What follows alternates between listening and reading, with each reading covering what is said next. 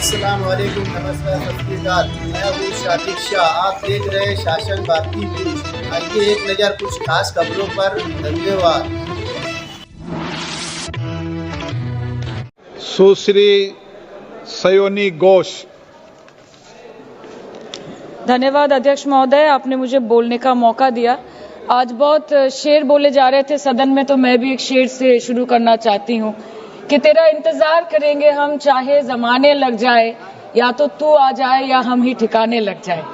तो सर, ये शेर मुझे अच्छे दिन की याद दिलाता है, वो दिन के जिसका वादा था, इस सरकार के नेकी का जो इरादा था, जो इरादे 2014 में काफी बुलंद थे, पर 2024 के आते आते इनके नीतियों में कुछ थोड़े बहुत घमंड थे, जिस घमंड के चलते पूर्व में नोटबंदी और लॉकडाउन जैसी घटनाएं घटी और जिसके वजह से 700 से ऊपर किसानों की मौत हुई, और जिसके चलते मणिपुर पर प्रेसिडेंट्स रूल तो लागू किया गया, लेकिन बस यही बोलना था कि 22 महीने लग गए और कई लोगों की जानें चली गई।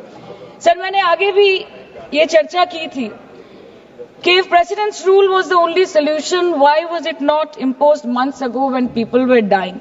जब हजारों की तादाद में लोग बेघर हो रहे थे, चारों तरफ आग जल रही थी, जब महिलाओं को विवस्त्र करके रास्ते पर घसीटा जा रहा था, जब सिर्फ भारत नहीं बल्कि पूरे विश्व मणिपुर की चर्चा और निंदा दोनों कर रही थी, तब आप कहां थे?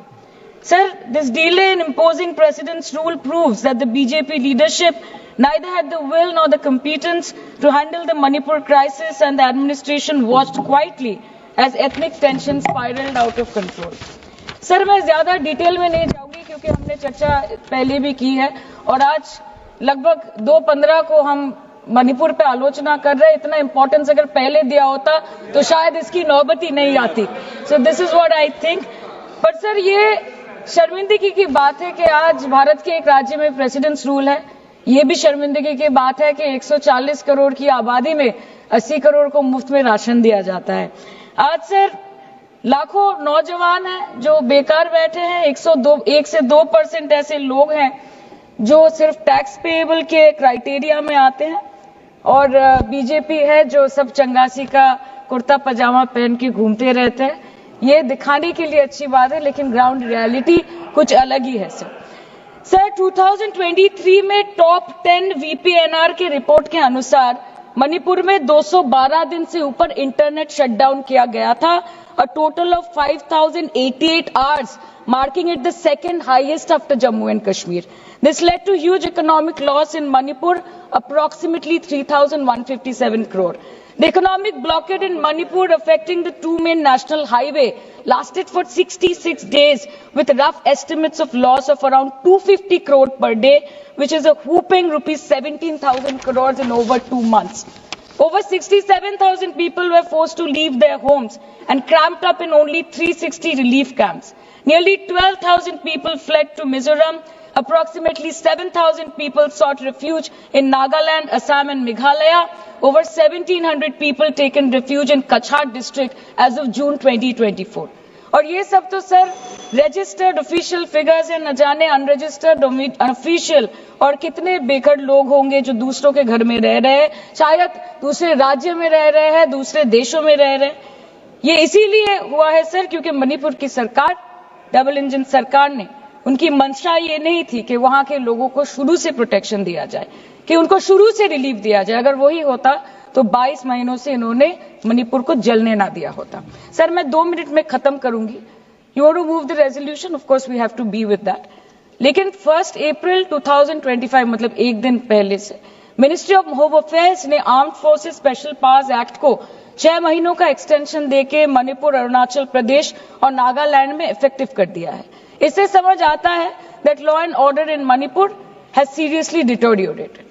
आज भी बीरेन्द्र सिंह जी बीजेपी वाले बोल रहे थे कि 1960 से हजारों रिफ्यूजीज मणिपुर में घुस के बैठे हैं। 2001 का सेंसस रिव्यू करना है और डिलिमिटेशन से पहले एनआरसी लाना है। मतलब आपको कुछ सुधारना नहीं है, आपको बस और बिगाड़ना है।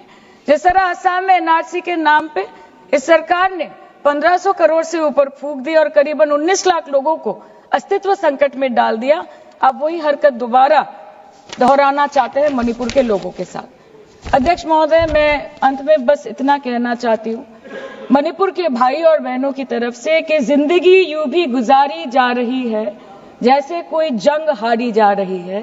जिस जगह पहले के जख्मों के निशान हैं, फिर वहीं पर चोट मारी जा रही है, फिर वहीं पर चोट मारी जा रही है। इसलिए आपके माध्यम से इस सरकार से मेरी यही अपेक्षा रहेगी कि मणिपुर के हालात में सुधार लाए, वातावरण में संतुलन लाए, पहले अपने देश के लोगों को मित्र बनाए, फिर जाके विश्व बंधु कहलाए जाए। That the home minister and the prime minister should work over time and step outside their comfort zone to address the needs of the people and restore normalcy at the earliest in Manipur. Thank you, sir. Thank you.